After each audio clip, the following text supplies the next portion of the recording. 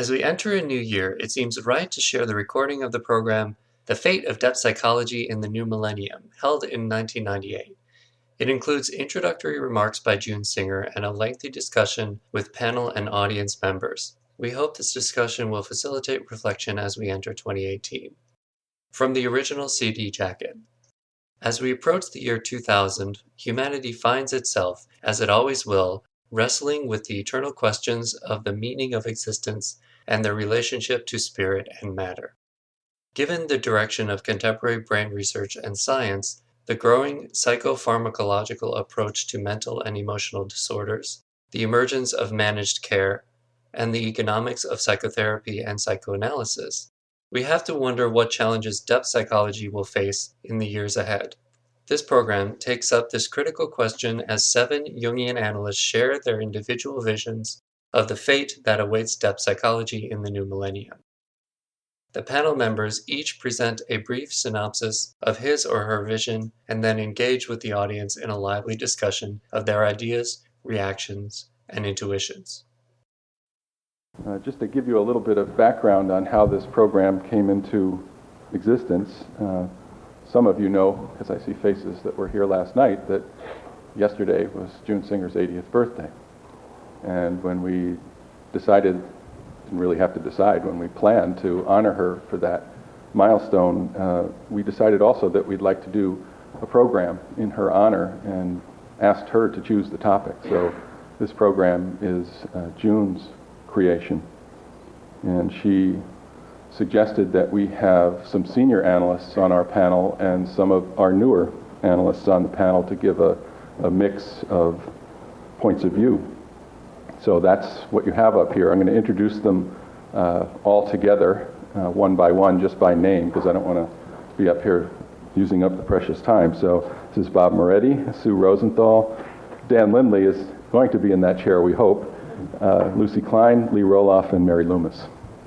And the way the program will work is after June Singer makes some opening remarks, then they will follow one on the other.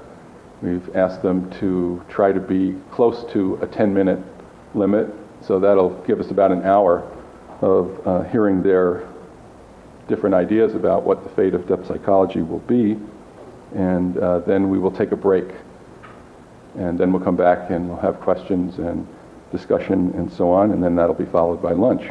I guess that's it. Oh, one other thing that I want to mention to you all is that you see that the austere and remarkable visage of the master is over here in the corner overlooking the entire proceedings, and that was a gift to us on her birthday from June Singer. She painted that portrait herself. And so you can, at the break or whatever, get a closer look at it if you want, but we're delighted to have it. It'll find a different spot, but we thought it would be appropriate to have him in back of the panel this morning. So June, do you want to come up and lead us off? I feel very strange with him looking over my shoulder, but I'll try not to be too trembly. When I suggested the topic, the fate of depth psychology in the new millennium, I figured that would be appropriate because here at the Jung Institute, I'm a part of the history, part of the past. Well, every organization has past, as does every person. Trouble is, we get stuck in the past. The past is part of us. One of the tasks of psychology is to pull us out of the quagmire of the past and free us to go forward in time. But too often, we're held back by old attachments, like attachments to unwholesome relationships, to the way things have always been done, to the wise words of an old teacher who was an inhabitant of another time and another place. Sorry, Carl. When we were young, we needed guidance and structure. In our maturity, we need to take responsibility for ourselves. The task of this moment, it seems to me, is to move gently away from the past and forward into the future. And that's a daunting task. So we invent a new millennium. It's one of the ways the human animal has of persuading himself or herself that a new start is needed. The philosopher and scientist Stephen Jay Gould has a new book out called Questioning the Millennium. He questions the millennium. The millennium literally means 1,000 years, and that is a fact. But when the millennium occurs, when it occurs, is a matter of interpretation. We, in our Christian majority culture, count the 1,000 years from the presumed date of the birth of Jesus as a millennium. But according to the Jewish calendar, 2 years from now, it'll be the year 5760. Traditional Jews reckon their time from the tradition that the world was created more than 5 millennia ago. And contemporary scientists and researchers into religion have determined that Jesus was in fact born 4 years BC, which, when you think about it, we've already passed the millennium. That was 2 years ago. Other cultures reckon the number of years in other ways, but all these blocks of time are interpretations. And I think it's very important to differentiate between facts and interpretations, and I'll tell you why in a little while. A year is the time it takes for the Earth to revolve around the sun. That's an observable fact. But a month is loosely related to the cycles of the moon around the Earth, but not exactly, because it's also a way of our dividing the year into bite-sized pieces. And different cultures interpret the idea of the month differently. For instance, in the Jewish calendar, the months are just about the same in the number of days, but every year or 2 or 3 or 4, I don't know exactly which, an extra month is thrown in to use up the extra days. So months really are an interpretation. So are weeks.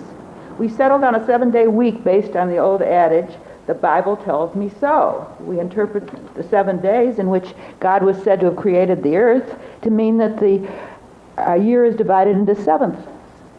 It could just as well be divided into tenths or twelfths or any number you can think of. Weeks are not based on natural phenomena that we can observe. That's a fact. But that we believe the year is naturally divided into weeks is our interpretation. Are you with me? In the field of depth psychology, more than any place I can think of, it's absolutely essential to differentiate between fact and interpretation, because depth psychology is a psychology of interpretation. Depth psychology more or less originated with the publication of Freud's book in 1900, The Interpretation of Dreams. He didn't present his remarks as facts. And dreams surely are an ephemeral experience. Some we recall, others evaporate before we waken. That's a fact. No one would deny it, because everyone has experienced personally the phenomenon of dreaming. But what we ourselves make of dreams, how we interpret them, is one of the basic foundations of depth psychology.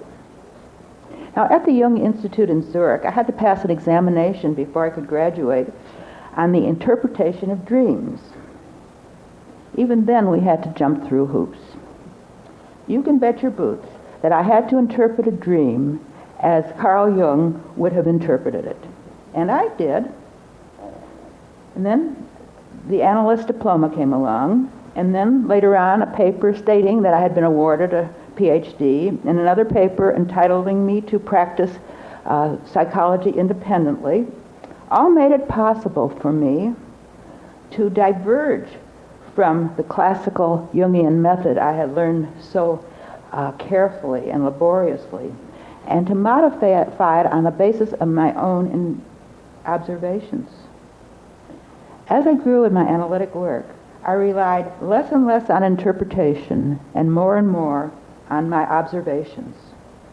I would observe the analysand's behavior and body language and energy flow and facial expression and voice and all the other things that I saw with my own eyes and heard with my own ears. Those were the facts on which I based my interpretations. So what does all this long preamble have to do with the subject of depth psychology in the new millennium? Well, first, it shows us that we don't need to take the idea of the new millennium too seriously. It's not a fact. It's our society's interpretation of the need for a change, a new day dawning. Jung's theories, or anyone else's theories for that matter, don't need to be taken as facts, as the way things are.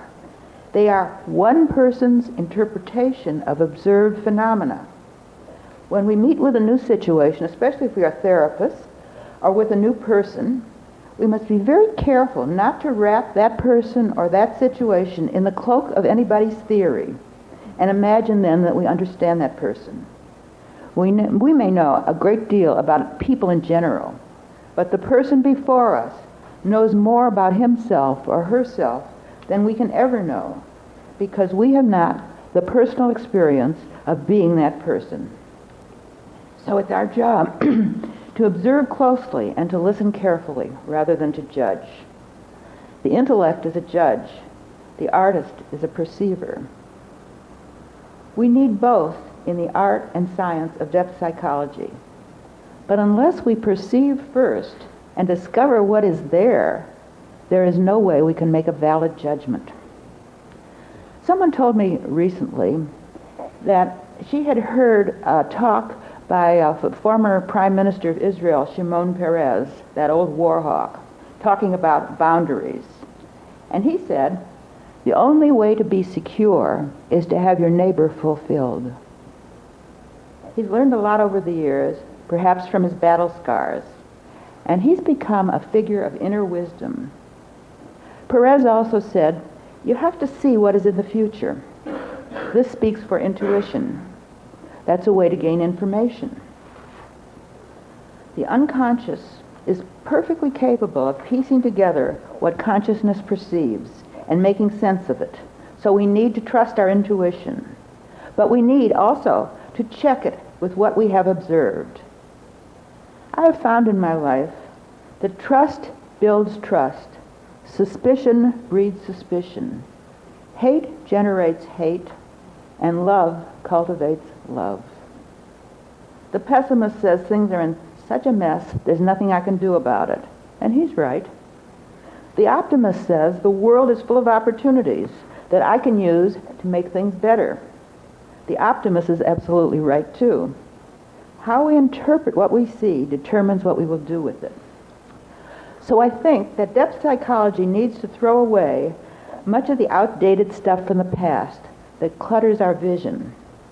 Old enmities, stubborn belief systems, the unwillingness to consider a new idea, clinging to what has been comfortable in the past, figuring out how we can win at the price of another's loss.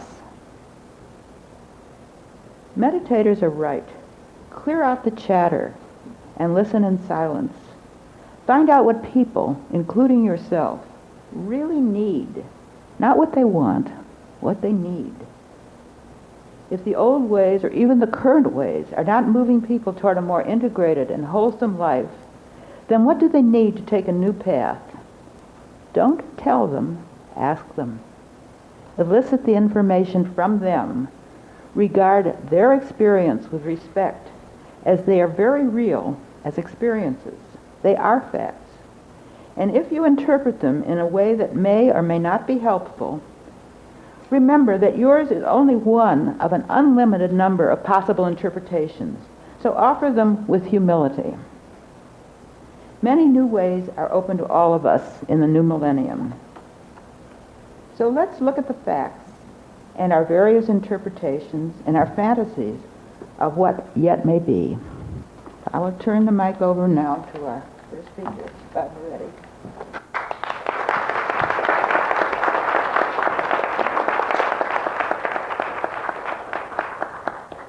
Bob Moretti. Good morning. For much of my career, I've spent time affiliated with or teaching within departments of psychiatry in medical schools, even though I'm trained as a psychologist. And so I wanted to aim some of my remarks in that direction, since it is such a prominent piece of the mental health landscape. And I think we're going to be seeing some very significant change. I'm going to start out talking about some things that I think are rather concrete and moving to things that I think are more general. Also, the concrete things I think are easier to predict. There's a lot of talk about the managed care industry in mental health, and I think what we will see is that the managed care industry is going to collapse of its own weight. Indeed, this is already starting to happen, requiring larger and larger mergers for insurers to survive. Eventually, there'll be a single insurer, probably the government, as in many Western countries. But that doesn't mean that analysis will be a covered service. In fact, I feel almost certain it will not be. Covered forms of psychotherapy will be those targeted towards specific syndromes with effectiveness demonstrated to exceed that of other forms. Essentially, these will be paint-by-the-numbers, short-term therapies.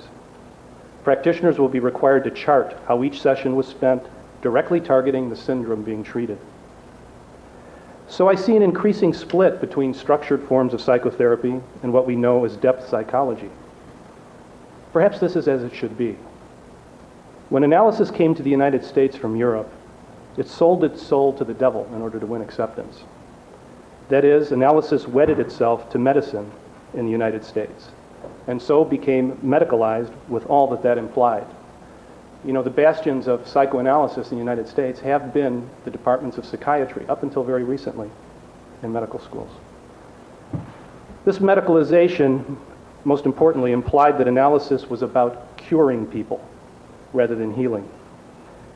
Healing means to make whole again, and may or may not have much to do with symptom reduction. Healing or making whole involves the discovery of meaning.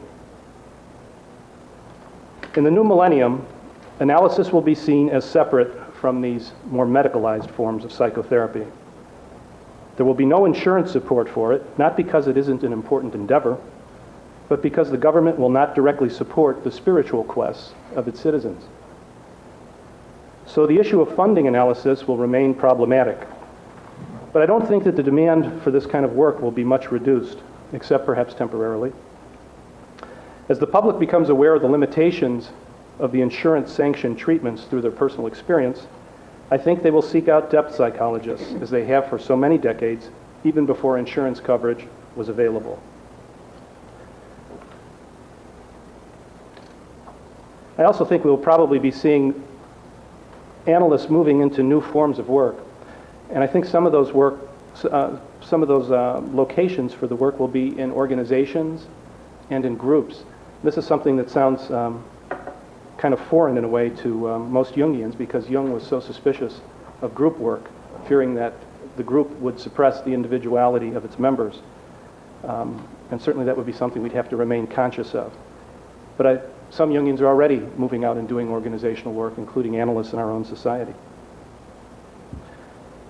Within a decade or two in the new millennium, I anticipate that there will be medications that effectively control or eliminate the symptoms of common disorders, such as anxiety, depression, bipolar illness, and even schizophrenia, all without major side effects. This is already rapidly beginning to happen as psychiatry is increasingly capable of identifying specific receptor sites in the brain and the substances that bind to them. But when these very effective medications without side effects become available, we'll be at a potential turning point. For the suffering engendered by emotional distress has actually been a major vehicle by which analytical psychologists have helped analysans find or create meaning in life. Our suffering leads us to ask the all-important question, why? So what will happen when we can take away the symptoms of such distress completely with medications? When one can take a pill to effectively eliminate emotional disorder, what will be the role of depth psychology? Will analysis face an identity crisis? I don't believe so. Even the easy life, the healthy life, the secure life are not free from issues of meaning. Indeed, our very comfort can cause us to feel restless, can cause us to ask, what now? Is this all there is? The archetype of meaning will not be denied. We cannot medicate away the fact of our eventual death and the questions it raises about why and how we live. I've already witnessed some of this in depressed patients who experience marked alleviation of symptoms through currently available antidepressants like Prozac, Paxil, and Zoloft. As these patients begin to feel better, they also sometimes feel odd as if they no longer know themselves so well. They feel less hampered by symptoms, but uneasy about the change that now lies ahead in their lives. What will be chosen? Who will they be? These questions, which are fundamentally about meaning, will not disappear from our lives, and I do not anticipate that there will be a pharmaceutical remedy for them.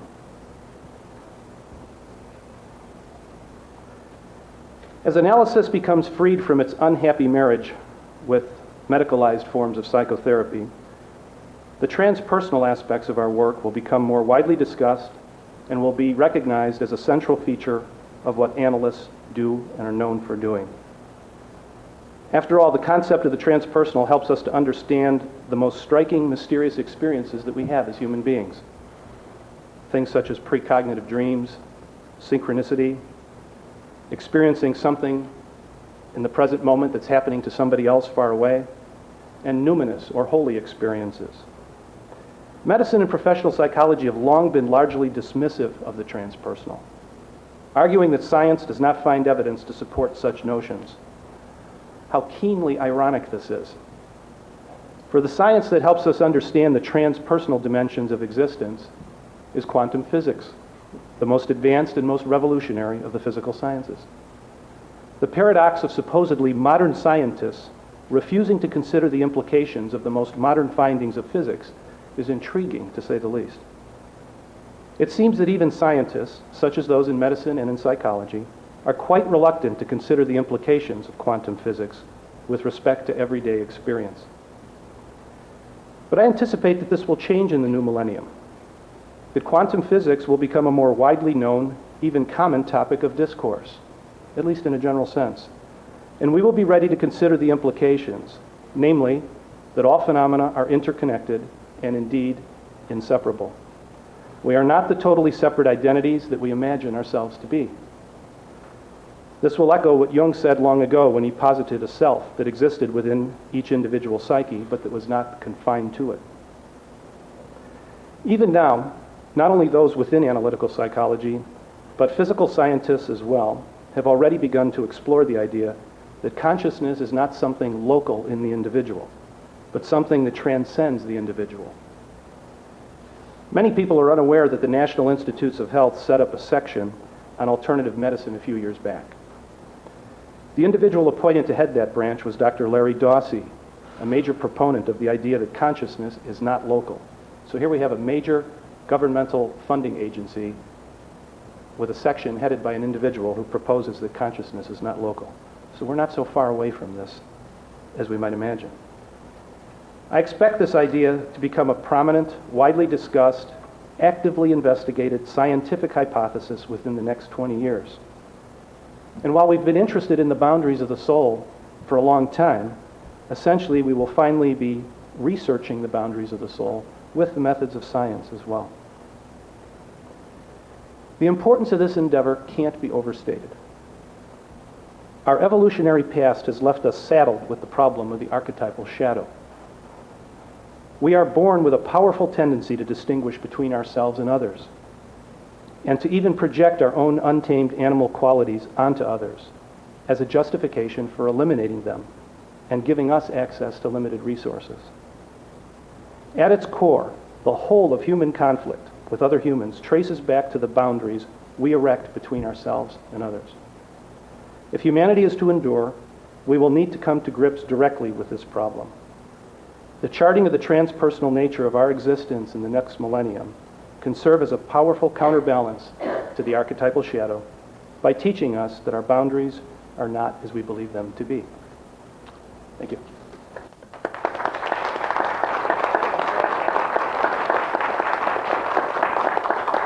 I'll turn the microphone over next to our next speaker, Lucy Klein.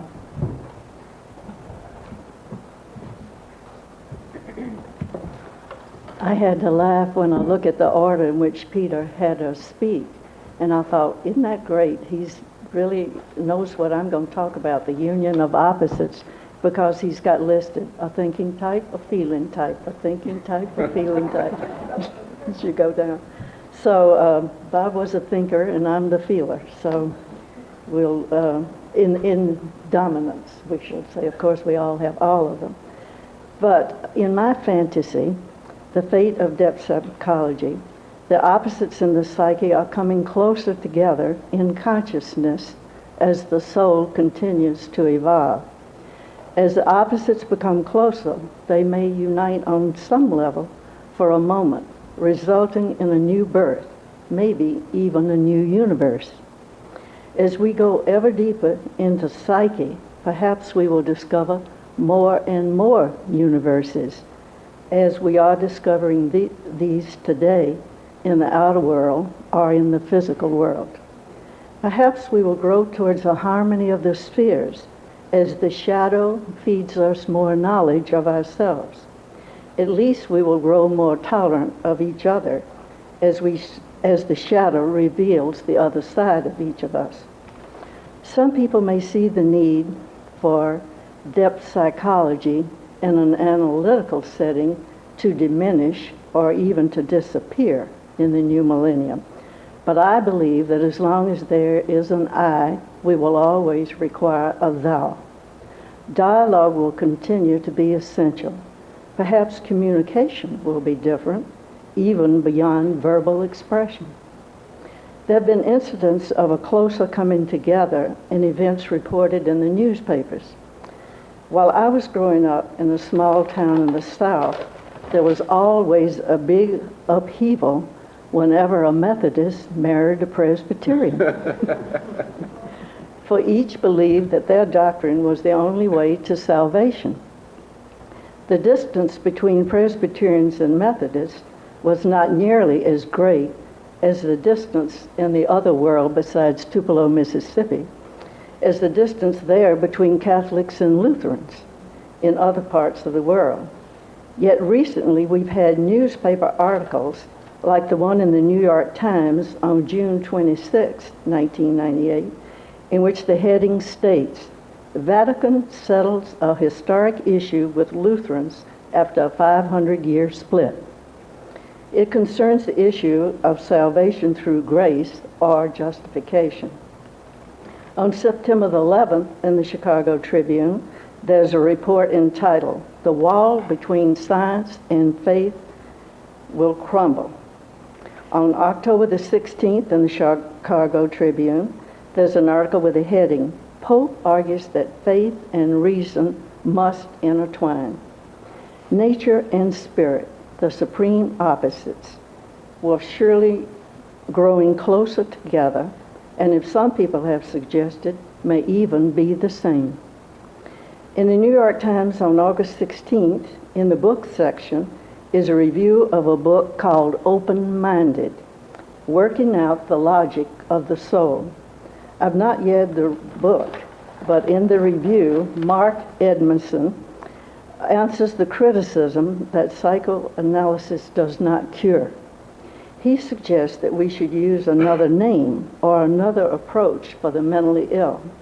He believes we should limit deep psychological or analytical work to those who are mentally healthy but want to grow and change, as Bob Moretti has mentioned today. Hopefully, as the new millennium approaches, we will continue to work on our relationships with people. Now, dream interpretation has been going on for a long, long time. Even in ancient Egypt, in ancient Greece, there was Epidaurus, where people would come for healing and for growth and evolution. They would come and present their dream. They did group dream work. They did dancing. They did music. And they knew about the Mozart effect, which is a recent book, long before we did, of course. For a while I was in analysis, I went through a transition period where I was working with a woman and a man at the same time. And I would take some of my dreams to the woman, and I'd take some of my dreams to the man. And one day, the trickster archetype within me had me take the same dream to both. I was amazed to get two completely different interpretations. So then I thought, well, I could have my view. What would my interpretation of this be? So as Bob mentioned, that may take place, and perhaps in the new millennium there will even be group interpretation of dreams. So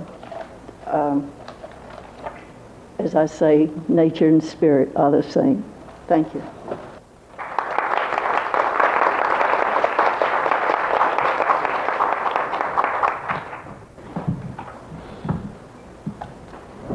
Dan Lindley. Analytical psychology is a celebration of becoming. I believe that the image for becoming is the child. And I propose that in this image is to be found our future and the hope of our work. I've been thinking about the child as reality, as image, and as archetype for some time now. This is because I am working on connections I have with my own childhood home, a house on the Connecticut shore where my mother still lives, and where she and her parents spent each summer after her 12th birthday, where my father courted her, where my grandmother and my parents and I and my children made 4 generations together year after year. A house in which I have spent at least a part of every one of the 64 summers since the year after my birth. And this returning of mine I see now has its parallel in our work, in the ongoing and returning pattern of analysis. I go through the front door of my mother's house and I am surrounded by a slightly sweet, slightly musty atmosphere that has never changed.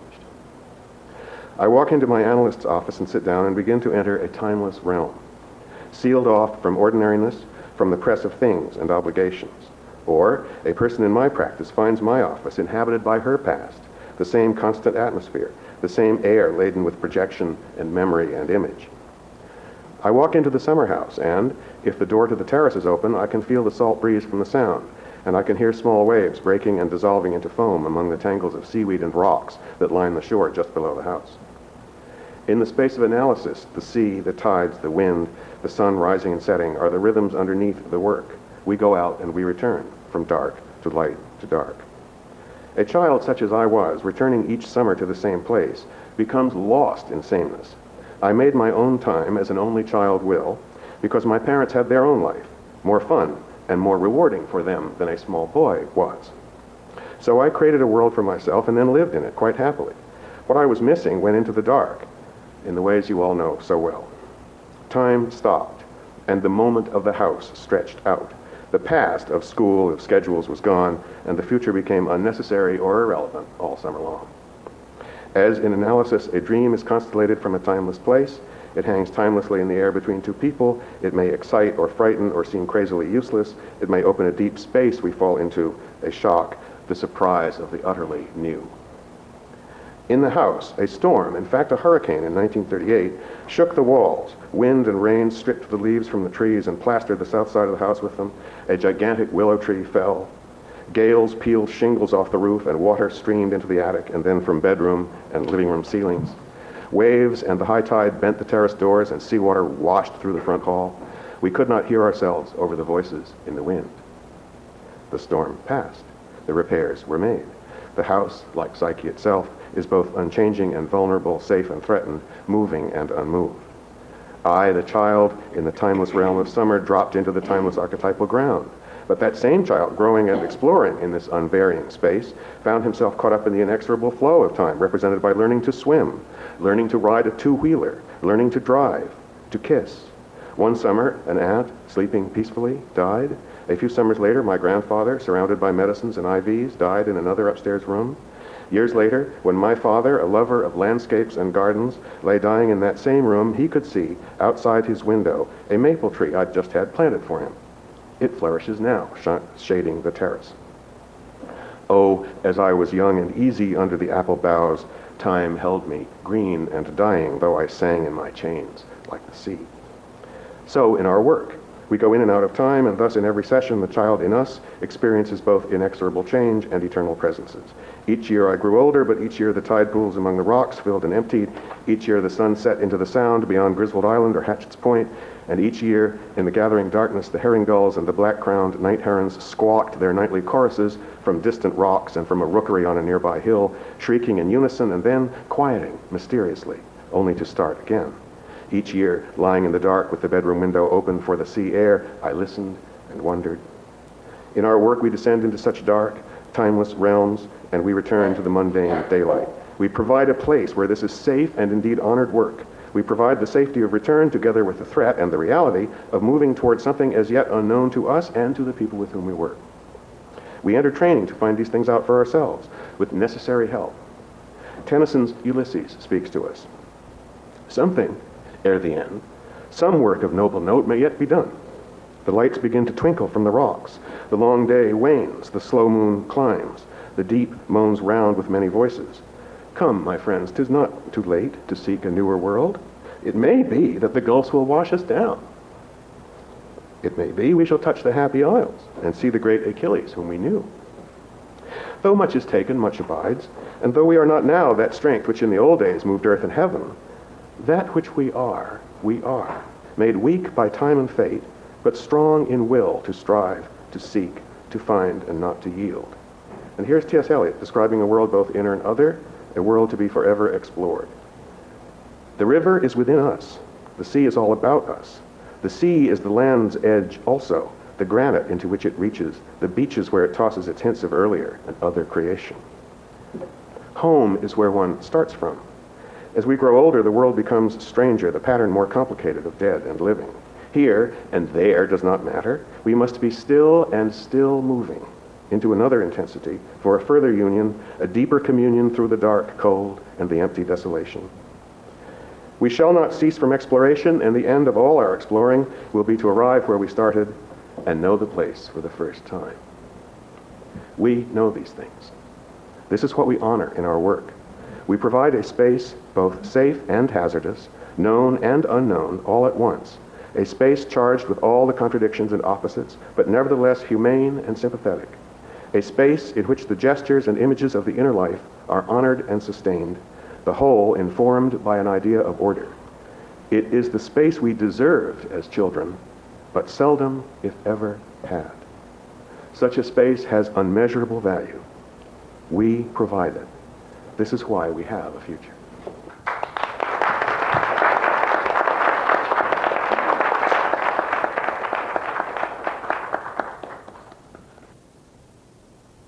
Mary Loomis. When I was beginning to research what I would be saying today, I thought, well, we're probably all going to say the same thing. And yet I see the flow of what's happening, and I'm always quite amazed at when people come together, what the greater majesty is. When I said that I would be delighted to speak today, I was rereading Chaos, Gleick's book, and also rereading The Secret of the Golden Flower. And if you were like me, when I began reading material of Jung's or something in the sciences, although my initial training was as a chemistry major when I started, so I had a lot of science, I pick up a book and I look at it and think, I've never read this before, and then I come to a note that I've read in the margin, or I turn the pages and something's underlined in blue ink and I think, good Lord, I've read it twice, but reading it for the first time. But what struck me with chaos is that we use that term for something we don't totally comprehend. But chaos is not chaos if we have an Archimedean standpoint.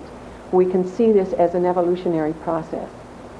And I feel that what we're undergoing now in the Institute and in the collective is this emergence of a new pattern.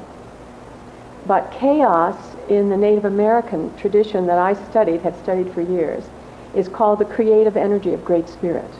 So it is a blessing and a newness coming out. And just as June had said, pay attention and observe, I began to reflect on the observations that I could see around. Because another teaching that is said in this twisted hair tradition is that the future determines the present and the past only predicates the form. So that if we're looking at, in the chaos theory, the shape is continuing in a new way. The essence repeats. And I think the question is, what is the essence? What is the essence of Jungian psychology that is going to be moving forward in a new form? And I stopped and I thought, when I began training, there were maybe a shelf and a half full of Jungian books that were quite esoteric and hard to come by. And now you have Jungian writers on the New York Times bestseller list for weeks. That was not true. When I first began looking at what was going on, I thought, what is the difference between Jungians and other traditions, other depth psychology traditions? What is happening here? What is the difference between Jungians and other traditions, other depth psychology traditions? What is happening here? And, of course, there is no such thing as accidents. I picked up my little booklet from the Michigan Psychoanalytic Association, and they are in the midst of a huge split. One of the things that I thought was very amusing, they have a full-page ad because it's all very academic and very orderly. But now they have a branch that has split off called the Academy for the Study of Psychoanalytic Arts. And they say, it's humorous, the exercise of professional discretionary judgment and the mutuality of agreements between analyst and analysand are the foundations of psychoanalytic endeavor, and although there would be a strong adherence to confidentiality, they say you have to recognize there's an absolute incompatibility of psychoanalysis with healthcare. And I thought, they're agreeing with what's been said so far today. And they say the incompatibility of psychoanalysis with accreditation standards. The individual's desire to participate in psychoanalytic process for the purpose of self-discovery and self-determination serves as its own justification. And they say they don't want disease, illness labeling. They want that out. But they say psychoanalysis does not require the keeping of medical records and you're not bound by the duties to report or warn or protect. Should not be in the hands of third-party payers. Well, I think that this is a reaction, but I thought it was very amusing that it's happening everywhere. That there is this feeling that what we've had is moving and disappearing. But where is it going? So as I was reading, and a nod to June when she said, Carl, you're fine, but I refer to him as an enlightened Victorian, and my friend Brenda said, and an acting out Victorian. True. But we are not in that consciousness. That was 70 years ago. And we have a different perspective today to look at what he wrote. He has a genius. The idea of the collective unconscious, the idea that we are all related. And I picked up one of the things is this is a book by a Native American elder. And it's called Metaquiawasan. That means all my relations. And the fact that consciousness is interrelated. If you enter a sweat lodge, for example, and you're going in, and that's we call it a sweat lodge. They don't call it, they call it a purification lodge or a dreaming lodge. But as you enter, you must always say, you never do anything only for yourself. It's done for you and all your relations. So as you enter into the darkness of the lodge, you either say in English, for all my relations, although it's you going in to go for the purification and the prayers, or you say Metaquiawasan, because you are not separate. You are very much related. So I looked also at this, and what struck me is he's talking about Jung at the very beginning. And he says that when he was forced to take a course, he needed a course to complete his doctorate, and the only thing available was Jungian psychology. And he later said, there are no accidents. I was meant to take it. And what he said was that he could not believe that what he was learning was exactly what happens in the traditional homes. The idea of the teachings, he said that he raised his hand and said, do you know what you're talking about? He asked his professor. This is traditional Lakota philosophy and thought. These things you're talking about are practiced at home. Some of these things happen in ceremonies. What I realized is one of Jung's gifts of his genius is the languaging and the concepts that we have. How many of you have heard the term persona or shadow all over the place? Everybody's talking persona and shadow. Everyone talks introverts and extroverts, thinking and feeling. I mean, the languaging is powerful. And I think that part of what we have is an awareness that we have to move in a new way. When I began studying to become a Jungian analysts were still on a pedestal. They didn't have to conform. Well, it was nice if you could get third-party payment, but that wasn't required. Licensure wasn't required. You could, as long as you wanted to and were called to do it, you could move in and become a Jungian analyst. And there was a great deal of respect and honoring of that profession. But what happens now? What I see happening in Chicago is that the area is becoming saturated with Jungian analysts, but it's not regional. And then I notice organizations like the Interregional Society that have regional training facilities, that they still have a lot of applicants because they are not sticking to the old form. When I trained and I traveled from Detroit to Chicago, it was extremely, extremely difficult to be here every Tuesday night. We are excluding many people who would like training by sticking to the old model.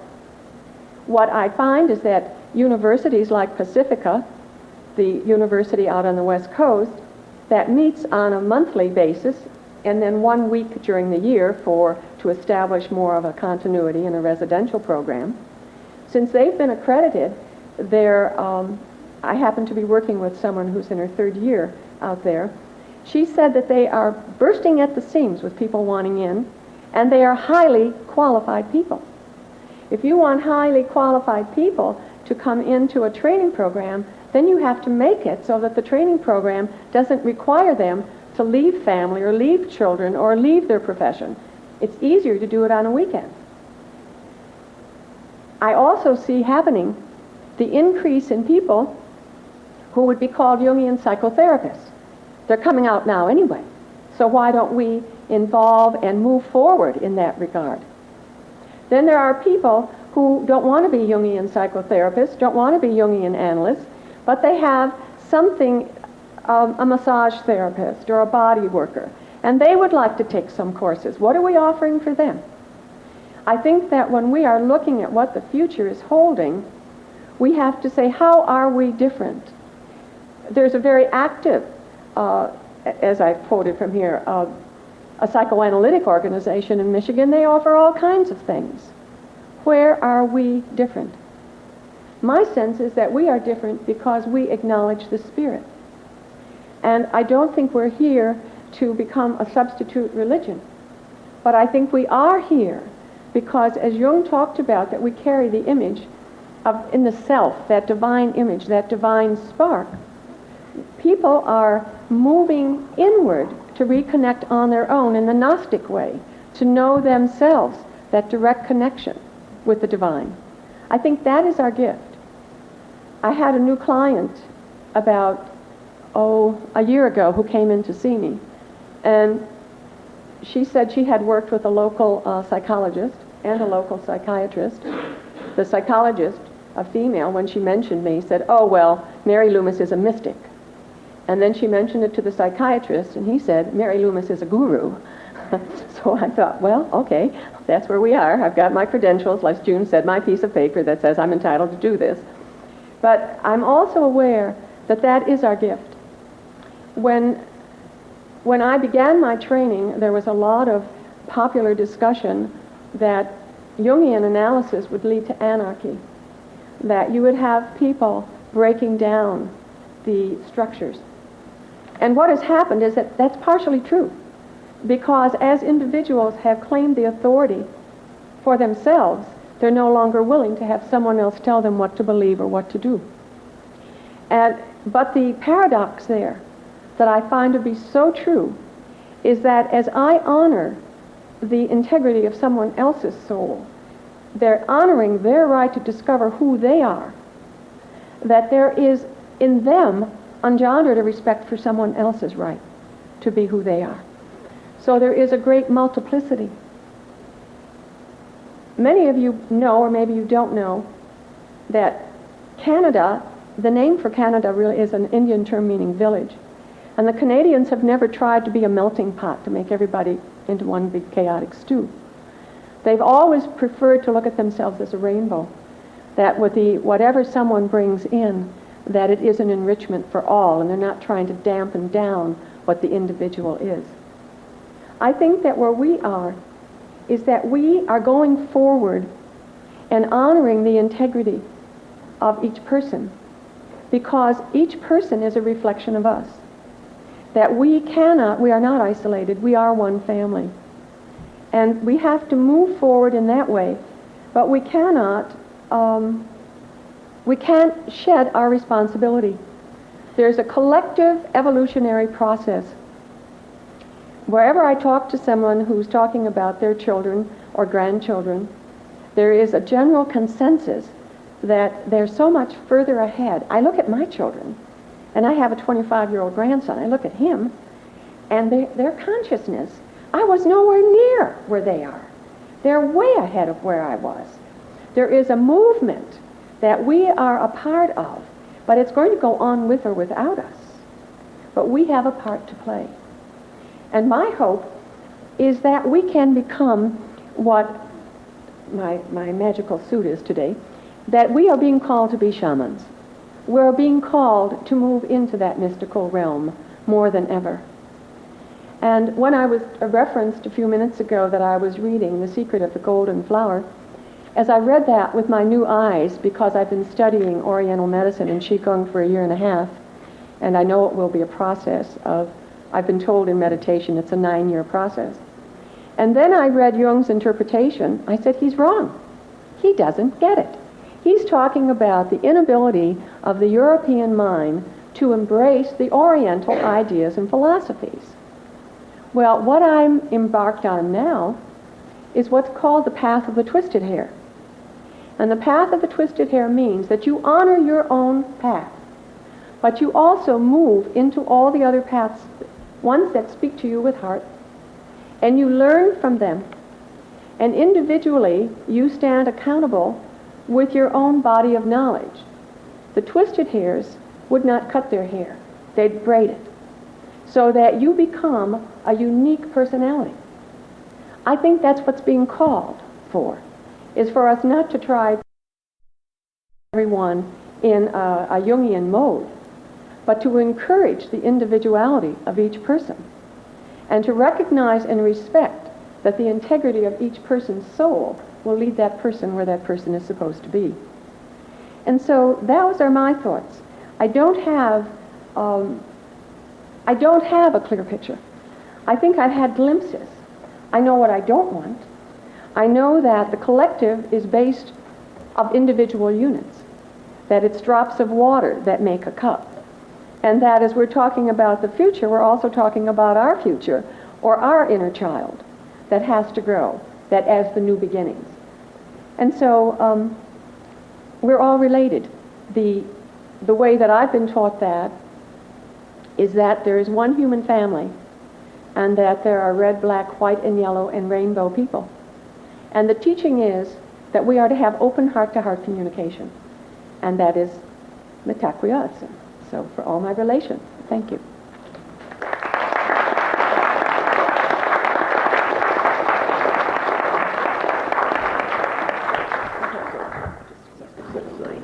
Sue Rosenthal. You're right. We needn't have worried that we were all going to sound the same. We aren't at all. Several years ago, I heard Joseph Campbell give a talk at Northwestern. In fact, the Jung Institute may well have sponsored this particular lecture. In the crowded auditorium, I found seating only in the back of the balcony. I don't recall the topic of the evening, but knowing Joseph Campbell, it centered most likely on mythic dimensions of the human life journey. That night, I was absolutely riveted by something Campbell said. He posed 3 questions the individual must ponder, ask, and attempt to answer through the life course, if his or her destiny is to be lived with consciousness. And those questions are these. What is it that I fear the most? Number 1. 2. What fascinates me, intrigues me? What is the will of the wisp that leads me on? That's 1. That's 2. 3. What is it that will sustain me in my darkest hour? Easy questions, right? What Campbell did for me in that talk was to personalize the eternal questions and to let responsibility for the questing rest on the shoulders of the individual, rather than on traditional institutions. And so did Jung in the post-World War II era, when he voiced his deep concern about the fate of modern man, the individual being upon whom, he said, the infinitesimal unit upon whom the world depends. Throughout my years as a psychotherapist, the truth and the value of these three questions, what do I fear the most, what inspires me, what sustains me, continue to resonate. And as a Jungian analyst, I hear these queries, usually not spoken directly, but hovering in the air between myself and the analysand, often underpinning the urgency that guides some, a handful of the world really, to commit themselves to do depth work. Will it be so with the new millennium? Do we have any reason to believe that analytic psychology in any form will endure in the decades or centuries to come? Our vision is woefully limited. We are only able to look at the future through the rear-view mirror, as Marshall McLuhan said decades ago. So what then is this hindsight? We know this much. What has been constant in humankind across the ages is curiosity. We humans are curious, and it seems that we've become increasingly curious about our inner lives. Know thyself, to thine own self be true, the unexamined life is not worth living, and then the Zen version, the unlived life is not worth examining. An unexamined life is like an unopened letter. Ancient echoes, the wisdom of the ages, converging on the need to self-examine, to look deeply within. And in the past millennium, and especially the last century or so, our human gaze has turned increasingly inward as well as outward. The poet, the artist, the philosopher, the psychotherapist. Strong bonds exist between these sleuths of the soul, and this bond is the need to confront environments and traditions, to question, probe, and prod, to stand apart from collective structures, and to trust immediate personal experience, the inner life, an intimate dyadic encounter. And I think it will continue to be so in the epoch to come. A profound and I believe enduring human desire is to know oneself and to be known by another deeply, compassionately, and in one's essence. And as depth analysts, we must be more than skilled technicians if our work is to endure. We must become the other needed by the few. And to do so, we must each personally grapple with these three questions. For many of us, enlightenment comes most significantly through the intensity of relationship. Sitting with another engaged in what we have come to call depth work is soul work for the therapist as well as the other.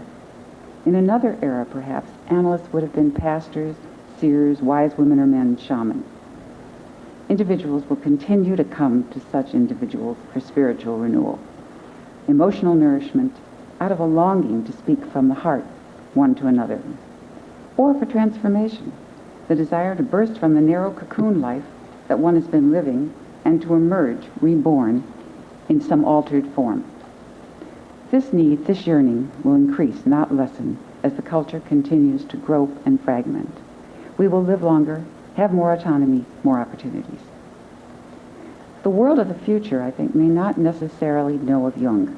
In fact, his name probably will never become a household word, but his ideas will continue to infiltrate and influence popular culture. He intuited that the old social structures and fundamental institutions were breaking down, family life and community patterns fragmenting, and modern man left with his or her spiritual cravings, often unmet by traditional religious forms, community life, or notions of family commitment. He sensed modern man in jeopardy. Depth work values the ruptures, the breaks in the rhythm of daily life. Today or tomorrow, the depressive pit, the sleepless panic, the shadow-laden nightmare may well be sealed off or salved by medication. In the future as now, many will go away grateful to be returned to the realm of the familiar. Others, always, I remind you, always a few, will become curious about the autonomous and creative source in the psyche, this architect of the inner life, and seek to know the self in depth. The ruptures will be there in our outer life as well. The meaning of family life and kinship will, I believe, extend and expand, challenging all narrow tribal conceptions. It may be increasingly hard for the individual to project everything he or she does not want to know about self by foisting it off on someone else. When far out becomes close in, kin and neighbor, as the globe shrinks increasingly, we shall be forced to face personal shadow, to take responsibility for our own attitudes and prejudices. It is just these encounters with otherness, the world or in the inner life, that can cast us adrift and will, I believe, ensure the survival of depth psychology. I think there will be a progressive integration of the spiritual teachings of the East and West, and I credit Jung with knowing this almost a century ago. I agree also that he drew limitations where there may not be. He urged us to see that both yin and yang, or as he chose to call it then, the masculine and feminine, are essential to balance. Balance in the psyche, balance in the universe, and that the psyche can and must hold these opposites. The more I become my individual self, the deeper the connection I realize with all other selves. Perhaps a real therapy will be one with vision, not only of the individual, but one that asks, how does the depth work of any particular person affect, perhaps even transform, not only the individual, but the world? The questions themselves are key and will always be there in the human psyche, a reliable source of angst and renewal.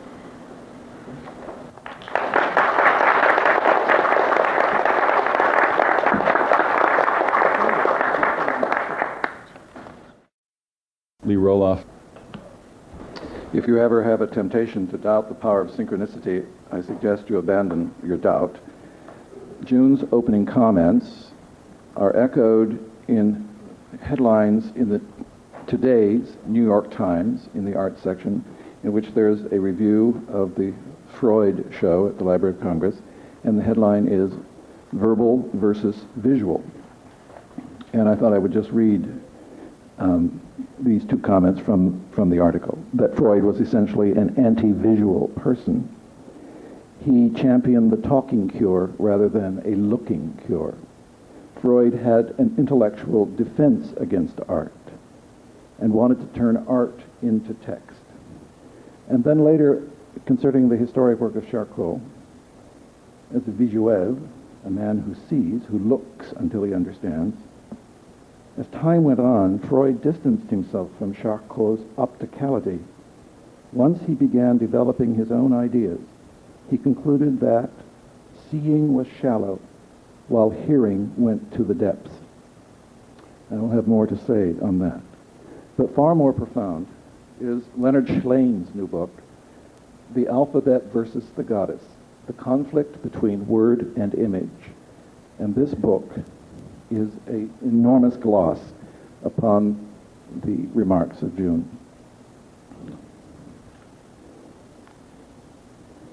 At the end of the 20th century, at this cusp of time, we have added to our literacies the electronic sensibility, the extension of our nervous system into the hard drives of our computers. We have, at the same time, lost a profound sense of privacy and self-containment. What is known about us is available to anyone surfing the net. I had this experience recently of receiving a letter in which my family's history, my personal history, and the histories of my two sons were elaborated upon. For a fact, my curriculum vitae is available to anyone who logs on to the proper website. To live with a sense of privileged privacy is a delusion at the end of this century. Privacy was a fact in the 19th century. It is an illusion in the 20th and 21st centuries, as proven in our national angst of political life. A dedicated zealot can sit across the street from an analytical office and hear everything said with perfect clarity. Our electronic sensibility was preceded by typographic sensibility, and before that, chirographic sensibility, and before that, the orality of culture, in which all that was known was contained in the human imagination and performed by those whose responsibility it was to put the performance of psyche into cultural consciousness. We call these the bards, the Chopes, the rhapsodists, etc. Writing supplanted this. Printing altered the productivity of literacy forever. And by the 20th century, a great deal has happened, and most of it plugs into walls or is activated by batteries. Thank you very much, Marshall McLuhan. Our cultural globe lives with all these literacies simultaneously. Jung lived at the end and over the cusp. He lived at the end of the 19th century. His education was 19th century. He lived well into the 20th, halfway at least.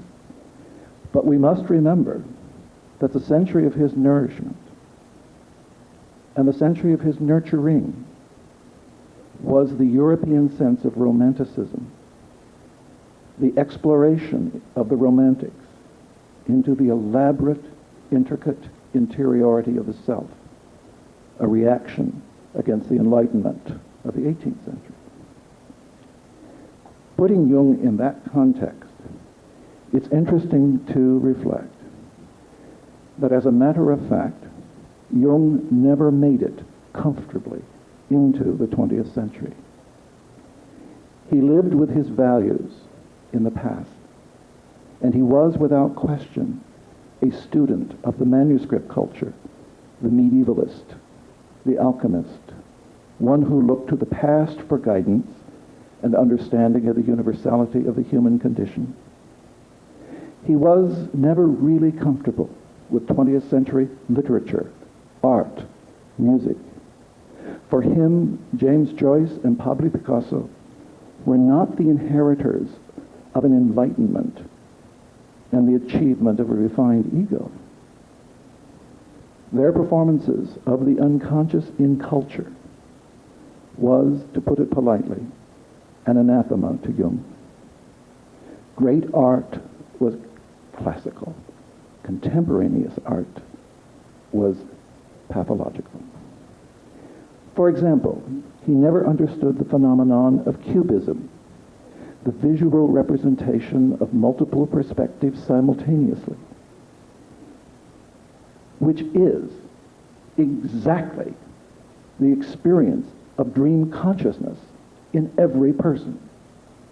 He never acknowledged the visual representation of his own inner experience. That's interesting to me. Jung did not live forward, but favored an achieved state of consciousness conveyed with rules and traditional values. It was his pursuit of the past which led him to the very doors of the collective unconscious. Contemporaneous expressions of the collective unconscious were contained in the consulting room and valorized within the consulting room, but not necessarily experienced or valorized in the cultural edifices of concert halls, museums, and theaters.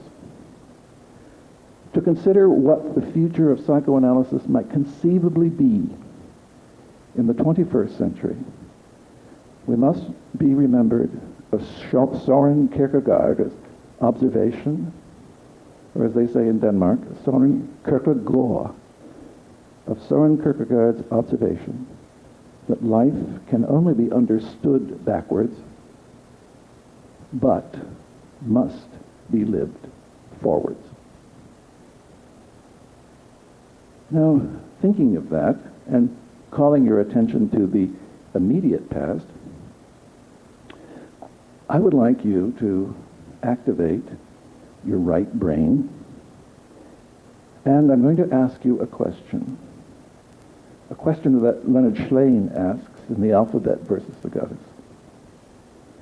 What for you are the two most famous photographs of the 20th century?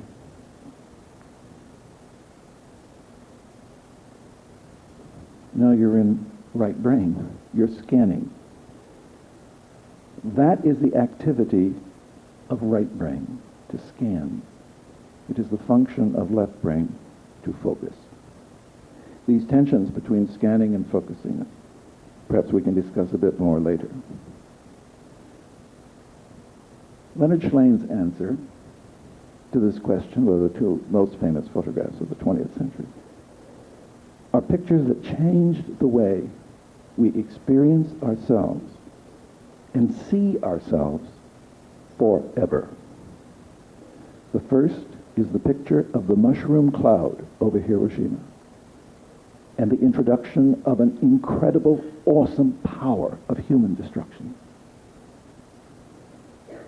And the second is the photo of the floating planet, Earth, taken by the astronauts, showing a very fragile, rather obscure planet in a universe of universes. These pictures separate all of us from any other previous time in human history. These are the images that propel us at some level of consciousness into the 21st century. Of all of the key terms and shibboleths that might be used for our time, and the one which best leads us into the future of our work, or the work of some, the shibboleth certainly has to be the best and most encompassing term, interactive. Our children live in an interactive universe of engagement with their electronic games, hardware, and educational programs. The very word interactive separates most of us from the contemporary generation. But, to put it in terms of the work, I have two clippings from the National Psychologist, which suggests new images of interaction for the 21st century. One begins, new computer technology opens doors for delivery of psychological services. And the first short lead sentence in the journalistic sense of things reads, psychologists are finding unprecedented opportunities to reach more people as the telephone and the computer become increasingly common tools to deliver care. The second headline is telecommunications with inmates of prisons, but we're all inmates of that little photo, remember? We're all on the same earth. Telecommunications holds promise for private sector psychologists. First sentence, telecommunications technologies are becoming a common vehicle for delivering mental health services. These technologies range in complexity from simple computer to video conferencing to complete systems consisting of multiple cameras and computers with access and scramble a dozen or more phone lines to deliver a confidential, real-time audio-visual product. At a more human level, in this present moment, there are examples of interactive work that talented and creative analysts are already exploring. I would first call to your attention the work of Marion Woodman, who uses a different paradigm of valuing and sensitively probing the nature of interiority with others in groups, exploring not only the nature of interiority, but the possibility for every person, and she works presently only with women, a potential to find the authority of one's own real, articulated voice. Not the abstraction of voice, but the utterance of a voice that has authority. Secondly, my personal work in performance, in which individuals of all ages perform aspects of personal text in varying degrees of shared audiences. Synchronistically, I recently wrote an article for an international organization that is creating a book on performance in the 21st century. And my essay in that book is an extended report of an analysis prepared for performance by a young man, which is perhaps the ultimate in the performance of personal text. I have sat in audiences and seen the most intimate nature of dyadic communication shared with audiences of several hundred. And this performance has been presented in the Fringe Festival of Toronto, as well as in Los Angeles, San Francisco, and recently in Chicago. At the end of this century, the performance, publication, and dissemination of personal text, is a cultural phenomenon worldwide. We are no longer private, interiorized individuals. As a matter of fact, in the same New York Times this morning, there is a very long article about those who are sharing the nature of their inner lives.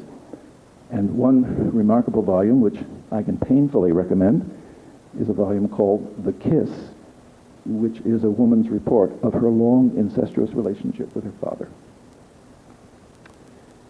In short, the future of psychoanalysis is linked to a return to right-brained consciousness and the cultural shift from page to screen.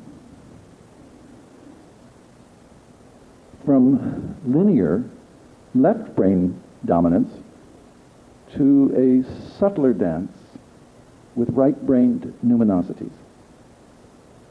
These dances are where our children live. It's where they live. Jungians, by predisposition of the genius of Jung, are potentially those best prepared to engage the 21st century's challenges. And if it is a return to the power of the image, what Leonard Shlain has termed the return to the goddess, then it is no accident that this sullen craft of analytical psychology is being led by a legion of women who might very well be the carriers of culture into the 21st century. Men have not done too well at this. I had an interesting reaction when I read an article in the New York Times last March, and I thought this one statement by Robert Michaels, an analyst, was quite interesting. We are experts not in helping patients learn facts, but in helping them construct useful myths. We are fantasy doctors, not reality doctors. We don't help patients decide what is true. It is important to show them that they can organize their experience in many ways, that they can become comfortable not about what happened in the past, but they can become comfortable with uncertainty and ambiguity. We are all asked, as we move into the 21st century, implicitly asked to increase our ambiguity tolerance, not reduce it. People with low ambiguity tolerances will have a hard time in the new millennium.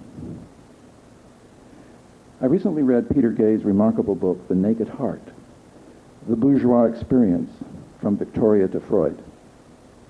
And I thought this comment that he makes towards the end of the book was the most prescient comment regarding our own time at the end of this century. While he's writing about the end of the 19th, the world in which Freud and Jung functioned, it has a peculiar resonance to the time in which we are living. He writes, for the Victorian bourgeoisie, flooded by torrential, deep-running currents of change, the end of the century was beset with uncertainties.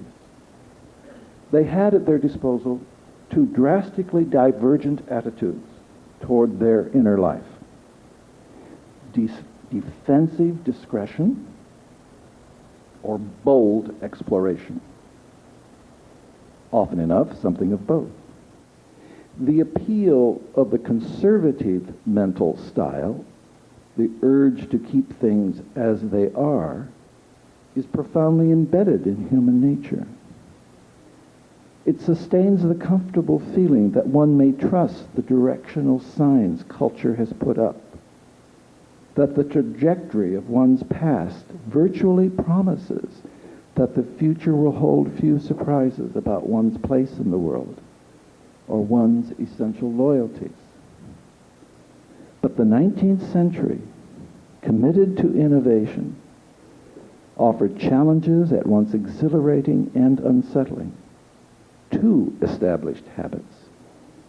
It experienced dramatic movement in virtually all areas of life.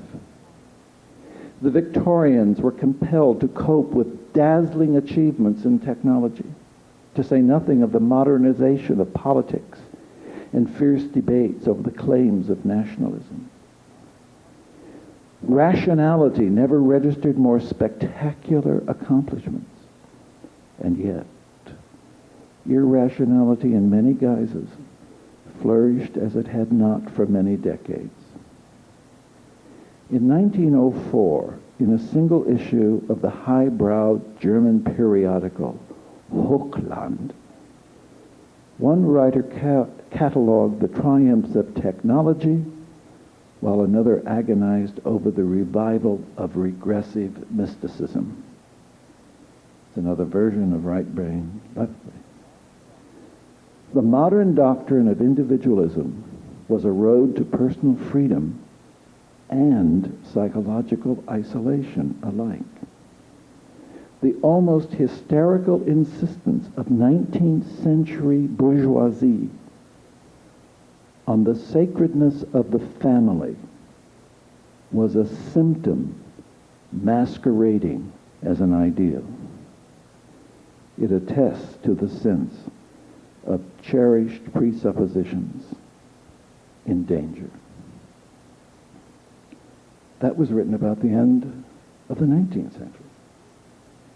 We have just had published a real assault upon the value of the family by Miss Harris, entitled The Nurture Assumption. If you haven't read it, do so. It will wake you up, at least. You may not agree, but it will wake you up. My sense of the work, of the future of the work, is to find increasingly more expansive vessels in which it may be contained, for there is no one place in which the work can take place. There are multiple vessels for the multiple explorations of the individuation process. Our challenge is to live with tolerance, with the highest level of ambiguities. And when I lectured at Northwestern, this was always my last comment on the last lecture of a particular course. And never to let your eyes grow old, and never to let your ears grow tired.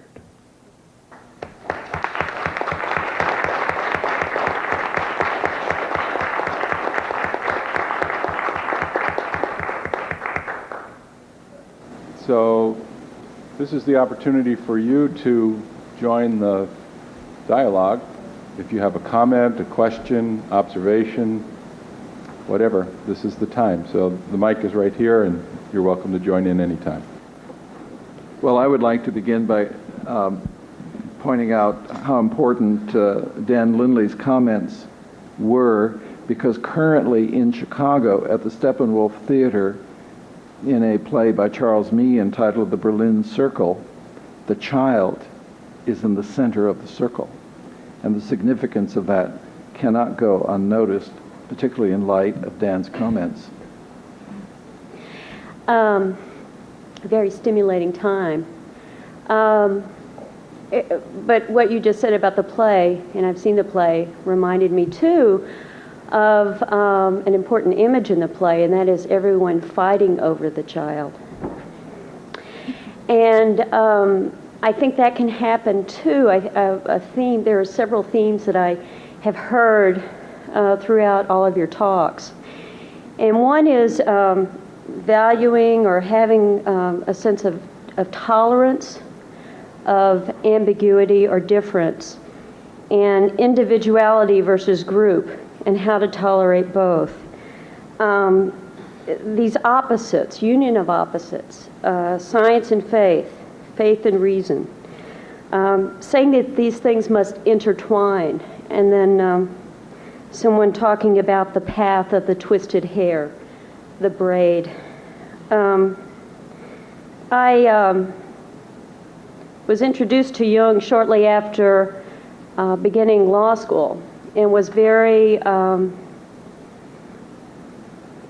distressed by the limited view that reason was the answer to everything. And then I was introduced to a group of Jungian analysts who seemed to think that the self, or faith, if you will, or right brain, or individuality was the answer. And I felt that both were like prisons. And one thing that I've noticed since being in Chicago that makes me very excited about being here is the idea that we're allowed to struggle with both, and both are valued. And while at the same time we're trying to build that bridge, ego-self axis, and strengthen it, and value the self, we're also being asked to be held accountable, to give something back to the collective, to present ourselves in a way that's also requires a strong ego. And I guess I'm reminded again and again that someone said during the talk, I believe it was Dan, the shadow reveals more knowledge of ourselves. And I think the Jungian community can fall into a trap as well if we don't notice our own shadow. And then we have, maybe managed care appearing because clinicians aren't being held accountable. Or we have Richard Knoll appearing, writing about the shadow side of Jung. And in maybe a distorted way because we haven't tackled those things ourselves. So I just wanted to make that comment and maybe hear what you have to say about those things. Thank you. One of the things that I've encountered is someone saying to me, how do I know when it's really my inner self, my higher self, or an inner knower speaking to me? Because we can get caught in traps of our intellect, of what we should do or what's the right thing. And two responses come to mind. First of all, your higher self, the voice of your inner self, capital S, never makes you feel guilty, never makes you ashamed, never fills you with self-doubt. The voice is always clear, a statement of fact that just comes through. In one of my instances, after a series of problems, the voice came through and just said, you can't control everything. Well, that was pretty powerful because I like to control everything.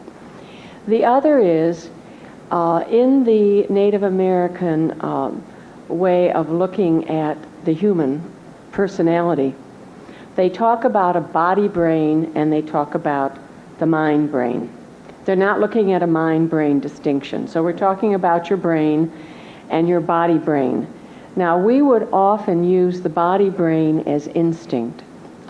And the truth is, your body-brain never lies. You'll get a bit of information, and then your thinking brain will try to put it down. And one of the processes is beginning to respond to the body-brain. And I think that we are in this area of paradox and talking about the yin and the yang, or the right or the left brain. Again, it's going to start with each one of us. That reminds me of a line of Anne Sexton: the body never tells us lies about ourselves. We do. You know, when we talk about right brain and left brain and conflict engendered by those opposite approaches, it's important to remember that neurophysiologists don't believe that the hemispheres operate independently of each other. You know, let's all remember about the corpus callosum that connects the two hemispheres, yes. And one never operates independently of the other. And the other thought I had about Stephanie's remarks about the conflicts between these varied approaches is that if you take a higher position, if you imagine for a moment, get outside yourself, your individual self, and imagine a self that binds us together, perhaps there's a plan or a path or an intended evolution. And our individual conflicts are part of working out that evolution. And it's really important then to respect the person on the other side of the table when you're having the conflict, because even though you're certain of the rightness of your position, that other person's position is absolutely necessary. Some of you talked about groups being part of the wave of the new millennium. How do you prevent the kinds of projections that sometimes happen in groups, as with religious institutions, from occurring in those groups? How do you keep it in an individuation process when you're likely to have within the group some sort of common projection on the leader of the group? Is that something that, it seems to me that'd be something that would be likely to occur.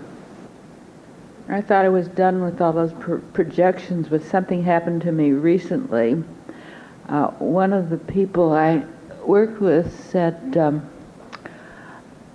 I heard somebody say that you were a very wise woman. In fact, one of the wisest women she knew. And I felt quite embarrassed by this, but I smiled sweetly and we went on to other things. But after she left, I thought to myself, why is it that somebody would say this, that somebody would think it? What do I do that brings up this notion? And it occurred to me that maybe it had to do with my recognition. I really don't know anything about this person, but the real wisdom about this person is in that person. It just hasn't been evoked. And that what I try to do is to get that person to look inside, to do this inner work. And when they do it, they find a real wisdom. And they think I've done it for them. But Lee here just said something very interesting, and it's something that I concur with. He didn't say it to you, he said it to Lucy and me. That one of the best, words to the effect that one of the best things that an analyst can say to a person is, you know, you have these quiet spells where the person doesn't say anything and you know something's going on. And you say to him something like this: what don't you want to talk about today? Could you comment on that, please?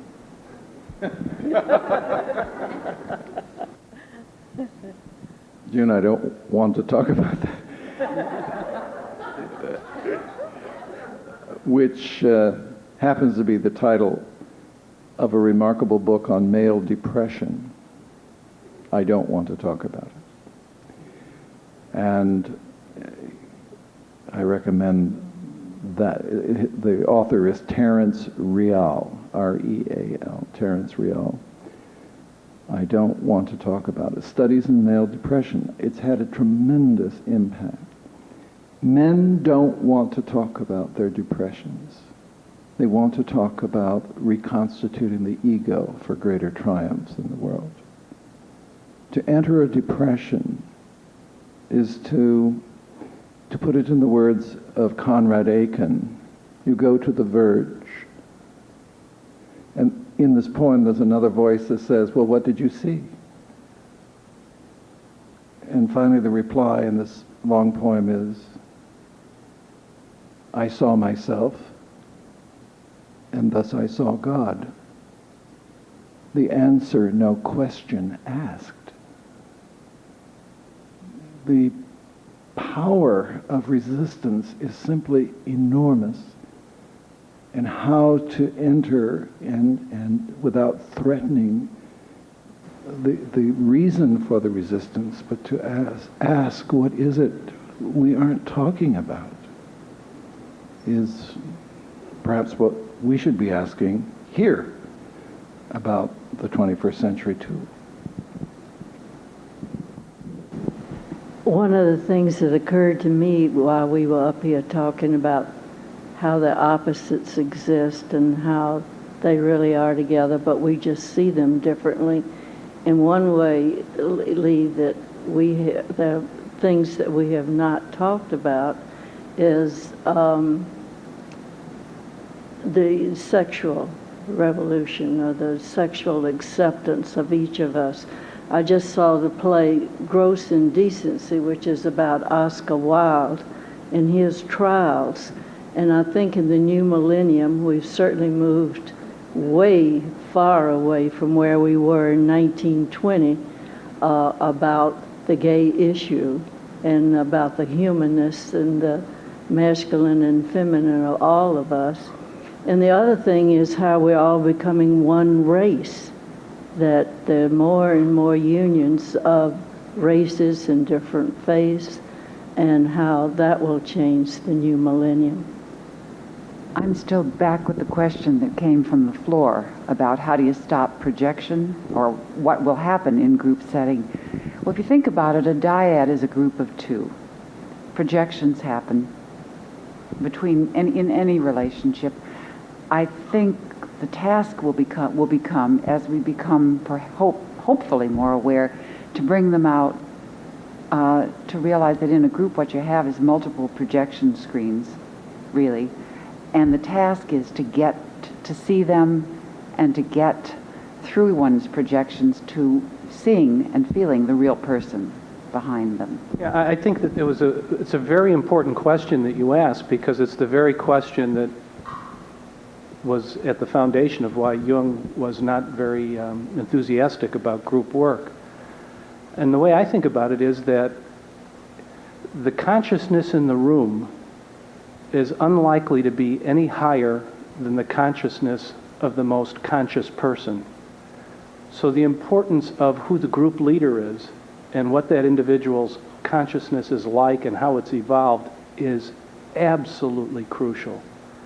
And I think what makes it even more difficult is that when you decide that you're going to lead a group, there's almost a presumption that you are conscious enough, you're evolved enough to see through the projections of the people who will be members of the group. But of course, nobody is free of their own projections. But certainly, you want the most evolved person possible to lead the group. And how you make that decision, I don't think there are any clear guidelines. It certainly is unlikely to be the most charismatic person. I'm a rare Jungian. I've had 16 years of training in group psychotherapy. And my experience has been that I was not a very charismatic person, but I always worked with someone else, okay, because I'm a body worker and we would do holding and regressive work. And the way that we worked together as a group was that each person was responsible for their own work. So at the beginning of the group, everyone would make a contract about what they were going to work on. And at the end of the group, we would check out, and we would all talk about how our contract with each other went.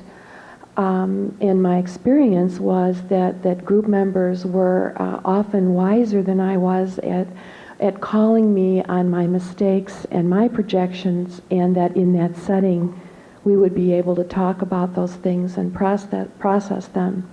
But in that group room were also sand trays, art material, and over the years that I did groups, people always bring their dreams, and as they worked, they began to get deeper and deeper in touch with their own individuation process and be able to help each other and support each other in that.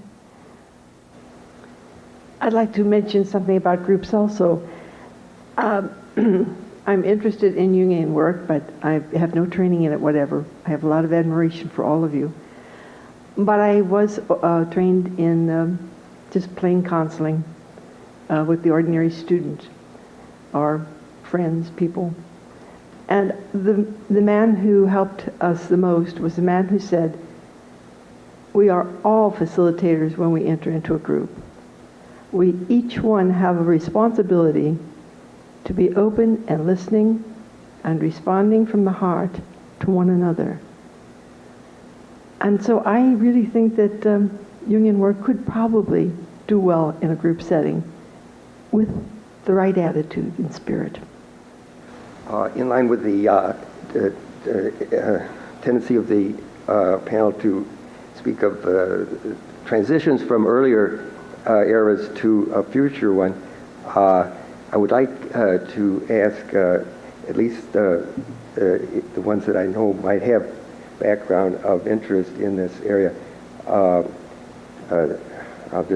sorry if I do injustice to anyone else, June Singer, or Daniel, Lindley, Lee Roloff, and Lucy Klein, what their thought might be about taking advantage of the few, perhaps, who value the insight of William Blake. I've just had the opportunity to finish a book of Harold Bloom's, which is out of print, which gives, namely, Blake's Apocalypse, which gives a marvelous summary, so to speak, of Blake's work. And it seems to me, if the Jungians do not, and as I say, the few surviving luminous intellects who are interested in this area, do something to value the work of Blake as it might well apply to the new millennium, it might not get done. That is, I would appreciate any reactions to that idea. I'll say a little bit about Blake. I think what made him so very different and great is that he was a poet, a painter, a printer. He had visions, he had deep insight, and he wasn't very popular in his day, but he had a vision of another level of reality, a symbolic level, which I think was very well developed. He saw the different aspects of the psyche and was able to personify them into characters of his poems and people of his alternative universes. He broke through conventional thinking in an imagistic way, and I think he provided one of many very good models for Jungians. Oh, just one thing. I mean, I would defer, June, to you on Blake in any circumstance with your book, which I think is wonderful. The thing that strikes me about Blake is that he was, as June says, a visionary, a genius, a remarkable person who lived his life in a curious kind of obscurity, not totally obscure, because people did know what he was doing and he was read, but that did not bother him. He went on. He carried on in his life. And I think one of the things that's happened now is that achievement is so wrapped up, tied together with narcissism, that the notion of an enormous life lived the way Blake lived his is unimaginable to people who are really asking themselves all the time where they can be visible in the world. And I think there's a destructiveness about that kind of notion of fame or something. That Blake was never involved with that. He was bigger and better than that. Sorry for the trivial notion, but I think it's important in a way to look at the non-narcissistic side of a great person. I recall one statement that June wrote in her book about Blake. As he would go on the inward journey, he said that he always made sure first that both feet were firmly wrapped around the roots of an oak tree. With all due respect to those comments, there's a wonderful play that's never really been produced in the United States. It's been produced in the United Kingdom called Blake. And there's a dramatic moment in the play where Blake's wife comes in and puts this bowl on the table. And the line is as follows. Blake looks up and says, after the noise, "Woman, what is that?" And his wife replies, "To remind you, William, there is no food in the house."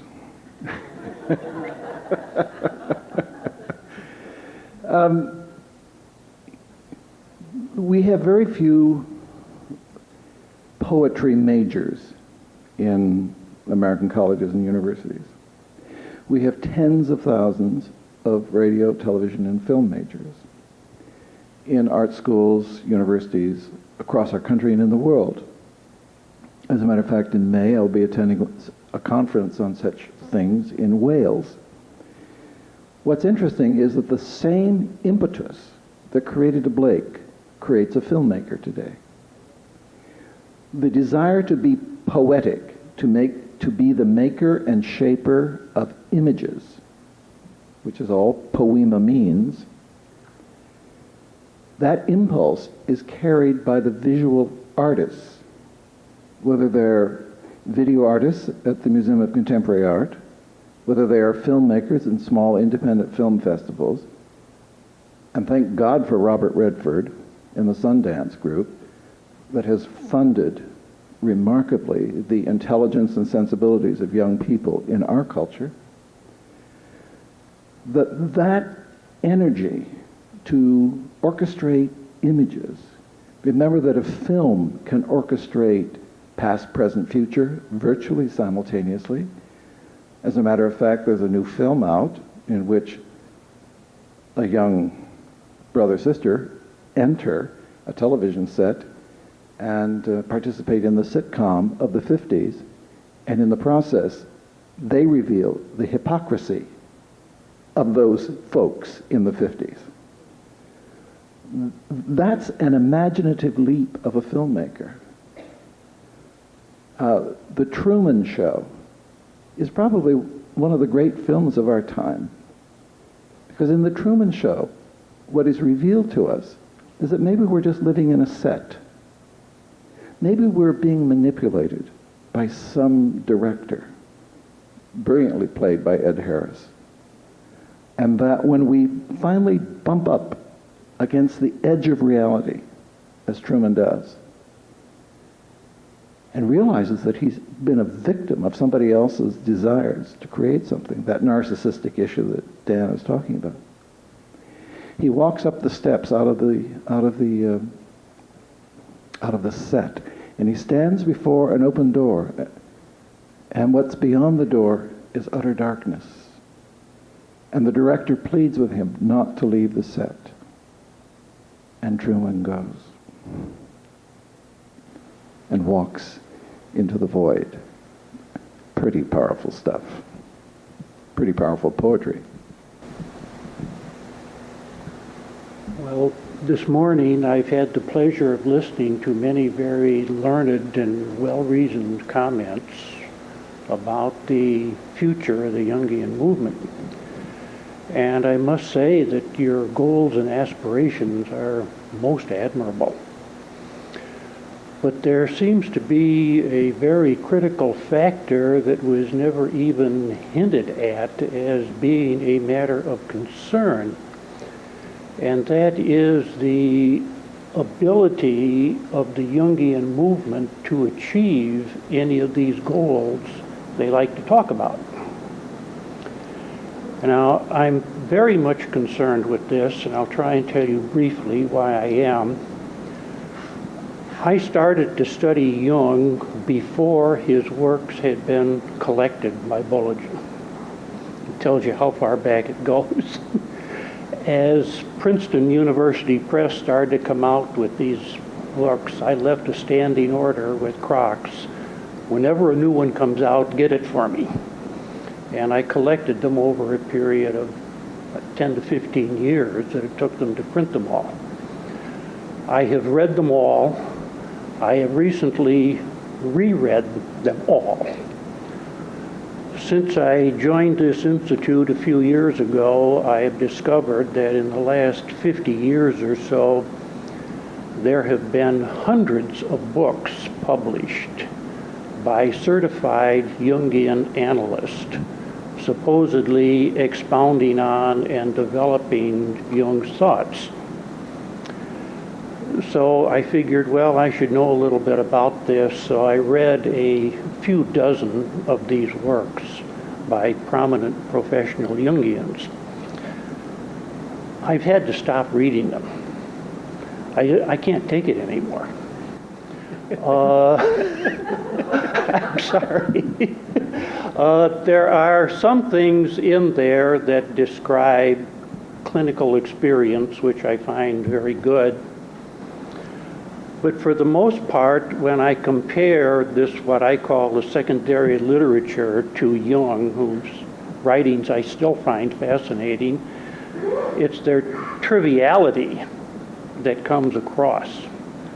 And in some cases, it's not even confined to triviality, it's confined to gross misconceptions of what Jung was talking about. And it's not just the books that I read, because I find that the ideas expressed in these books are quite representative of the approach to Jung taken in the classes taught at this institute, which I don't take many more of, by the way. I took a lot of them in the last 3 or 4 years. I do not see the understanding and the skills, not of this, just this esteemed panel, but of the Jungian movement in general as developing and advancing. If anything, I see it retarding. And then I hear all of these, beautiful statements today about the need for Jungian thought and applications and the things that they hope to do, and I'm sitting back there wondering, yeah, that's great, but who's going to do it and how? And I wonder if any of you have made any observations similar to mine. Have you ever been presented with concerns like this before? And maybe you could tell us, quite frankly, how do you think this 100 or 200 or 300 volumes that have been published by Jungian professionals in the last 50 years compares to Jung's works, and what have they done with it? Thank you. That's a very provocative statement, and I will rise to the bait. I think that many of us, because of our background, for various reasons, have studied Jung long and hard, and we've immersed ourselves in the secondary literature, forgetting, with respect to the secondary literature, that this is all one person's or another person's or another person's interpretation of what Jung said. I think we miss the point if we think the object of Jung's psychology was to get people to reiterate Jung. Jung did not reiterate anybody. He took a little here and a little there, but when he first went to Vienna to join the Freudian circle, all his colleagues said to him, "You're crazy to go with that man. That man is so far out. you're on the path to becoming a good psychiatrist, you're foolish. Well, Jung went anyway because he wanted to know what all this was that was going on in Vienna. So when he got there, he studied and read and talked to the people and absorbed what they knew. But then he came to his own conclusion, which was, this is not the way I want to go. By that time, Freudian psychology had swept over the world pretty much, at least in Europe. And people said to him, you're leaving? You're crazy. You should stay with this movement. This is the coming thing. But Jung didn't try to reiterate Freud. He studied, he learned from it, he took what he could that he found useful, and he went on to develop himself. Jung made a lot of mistakes in his life, as have we all. But he also had some very strong ideas. I don't think he wanted us, and this is my interpretation, to winnow out his great thoughts and reproduce them. I think what he wanted us to do, and he made it pretty clear, was to look into our own selves and to interpret for ourselves what is our path. And he gave permission to be not Jung, but to be you, to be yourselves. And maybe since our time is about up, I could close with a response to the question, who is going to do it? Who is going to spread this gospel of being who you are and getting out there in the world and being truly you? And the answer to that is, you are. All of you. It's your task, and it's our task, to be who we are, to do our own creative job, and not to go around trying to get authority by reading and memorizing the texts of others. Thank you.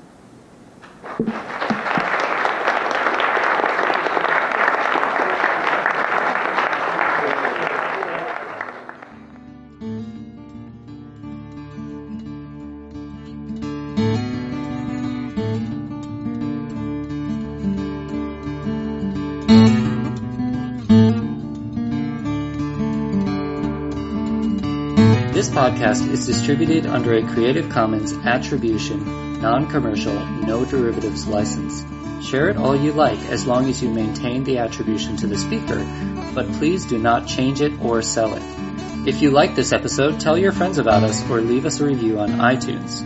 For more information about classes, training programs, videos, audio, this podcast, or to find a Jungian analyst near you, visit our website, www.jungchicago.org.